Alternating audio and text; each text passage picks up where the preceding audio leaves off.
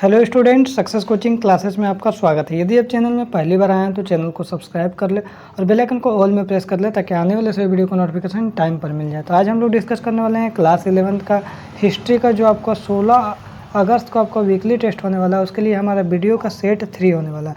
तो याद रखिएगा, इसका सेट 1 में ऑब्जेक्टिव क्वेश्चन डिस्कस कर दिए, तो आप नहीं देखें तो देख लीजिएगा। आज हम लोग इस वीडियो में सेट 3 का, जो सेट 3 में हम लोग इसका सब्जेक्टिव क्वेश्चन देखने वाले हैं, 3 महाद्वीपों में फैला साम्राज्य का। ठीक है, तो देखिए सबसे पहला यहाँ पर क्वेश्चन सब्जेक्टिव में क्या आ रहा है, देखिए अति लघु का है। देखिए अगस्टस कौन था, तो याद रखिएगा अगस्टस रोमन साम्राज्य का एक प्रथम शासक था, एकदम रट लीजिएगा। रोमन गणतंत्र में वास्तविक सत्ता किसे निहित थी, तो गणतंत्र में जो वास्तविक सत्ता था जो सीनेट के पास था। आगे ये देखते हैं तीसरा, रोमन गणतंत्र की अवधि क्या थी, तो रोमन जो साम्राज्य के गणतंत्र की अवधि 509 ईस्वी से ईसा पूर्व से लेकर 27 ईसा पूर्व तक चलता था। आगे देखिए बोल रहा रोम में गृह युद्ध कब हुआ था, रोम में जो गृह युद्ध है तो 66 ईस्वी में हुआ था।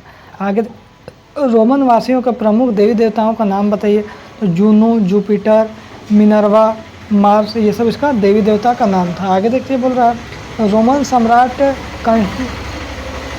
कंस्टेंटाइन ने स्वर्ण सिक्के चलाए, उसका नाम क्या था, सॉलिड्स था। आगे देखिए फ्रैंकीसेंस से आप क्या समझते हैं, तो बोला सुगंधित रोल को फ्रैंकीसेंस कहा जाता है। इसका उपयोग धूप, अगरबत्ती और परफ्यूम में जाना जाता है। आगे देखिए ऋतु प्रवास से आप क्या समझते हैं, तो ऋतु प्रवास से तात्पर्य है कि ऊंचे पहाड़ी क्षेत्रों और नीचे मैदानी इलाकों में भेड़, बकरियां तथा अन्य जानवरों को चराने के लिए चारागाहों की खोज में ग्वालों तथा चरवाहों का मौसम के अनुसार वार्षिक आवागमन, इसी को हम लोग ऋतु प्रवास बोलते हैं। आगे देखिए क्वेश्चन क्या बोल रहा है, कोलोसियम क्या था, जहां तलवार चलाने में निपुण योद्धा जंगली जानवरों का मुकाबला करते थे, उस स्थान को हम लोग क्या बोलते हैं, कोलोसियम कहा जाता था। आगे देखते हैं बोल रहा है जो रोमन साम्राज्य में एकास्म का क्या तात्पर्य है, तो इसका तात्पर्य एक बड़ा चट्टान का टुकड़ा होता है, परंतु यहाँ रोमन समाज में विविधता की कमी से है।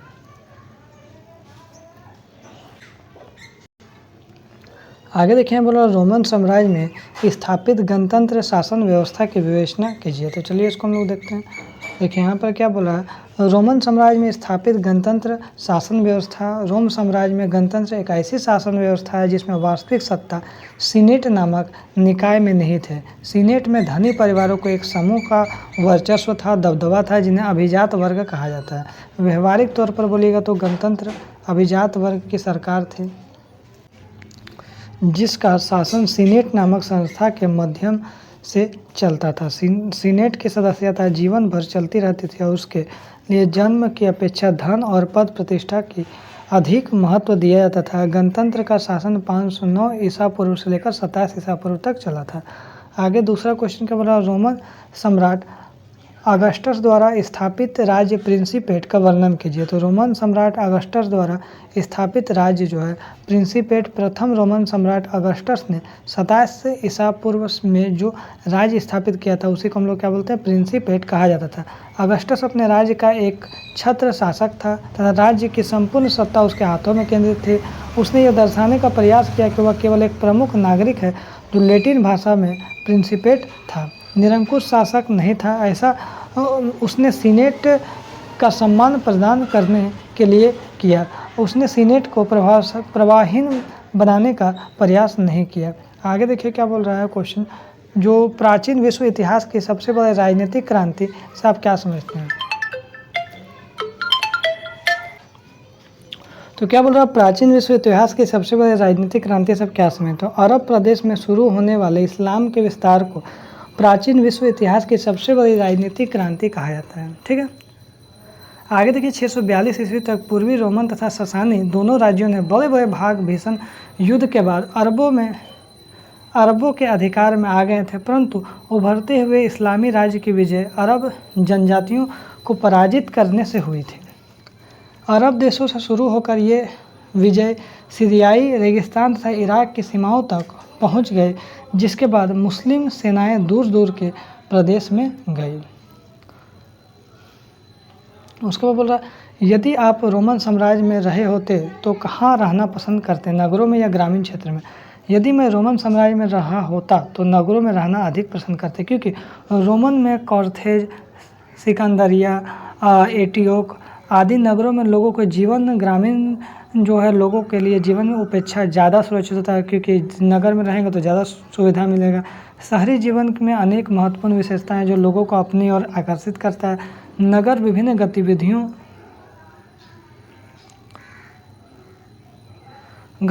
का केंद्र है और प्रायः व्यावसायिक गतिविधियां जितना भी चलता है संचालित की जाती है, और नगर प्रशासनिक इकाइयों के रूप में थी, इसलिए वहाँ पर लोगों के सुख सुविधाओं पर ज़्यादा ध्यान दिया जाता है। नगर में रहने वाले से एक लाभ यह भी था कि खाद्यान्न जो खाने पीने वाली चीज़ का कमी नहीं था।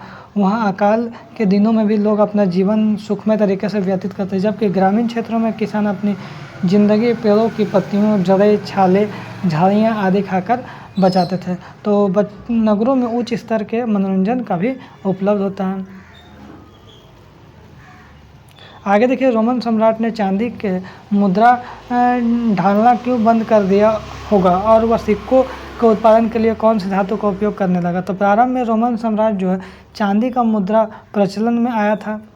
दिनारियस जो यहाँ पर हम लोग देखिए, दिनारियस रोम का एक प्रसिद्ध सिक्का था। जिस सिक्के ढालने के लिए चांदी स्पेन की खदानों से की जाती थी, लेकिन रोमन सरकार ने चांदी की मुद्रा ढालना बंद कर दिया, क्योंकि बाद में रोमन साम्राज्य ने स्पेन के खानों में चांदी प्राप्त करना बंद कर दिया था और सरकार के पास चांदी की मुद्रा को प्रसारित करने के लिए पर्याप्त चांदी नहीं थी। सम्राट जो कॉन्स्टेंटाइन ने सोने पर आधारित नई मौद्रिक प्रणाली की स्थापना की, यहाँ तक कि उसका सम्राट कॉन्स्टेंटाइन ने सोलिड्स नाम का शुद्ध सोने का सिक्का भी चलाया था। इसका वजन 4.5 ग्राम था। सोने के सिक्के बाद पुरातन काल में व्यापक रूप से प्रचलित था। इसका कारण यह है कि दूसरे देशों में व्यापारियों को स्वर्ण मुद्रा का भुगतान किया जा सकता था और वे इनसे इनकार नहीं कर सकते थे। इसके अलावा रोमन साम्राज्य में सोने की कोई कमी नहीं था। अकेले हेरोदस राज्य के साम्राज्य के प्रति वर्ष 1,25,000 किलोग्राम सोना प्राप्त होता था। यही कारण है कि सोने के सिक्के निस्संदेह लाखों करोड़ों संख्या में प्रचलन में था। रोमन साम्राज्य में खत्म होने के बाद इन सिक्कों का प्रभाव जारी रहा और इन मुद्राएं प्रचलन में रही। वर्तमान समय में नई तकनीक और धातु के बारे में अधिक जानकारी के कारण एल्युमिनियम, तांबा और मिश्र धातु के सिक्के ढाले जा रहे थे। तो यदि हमारा वीडियो आपको पसंद आया तो लाइक, शेयर एवं सब्सक्राइब जरूर करें। फिर मिलते हैं।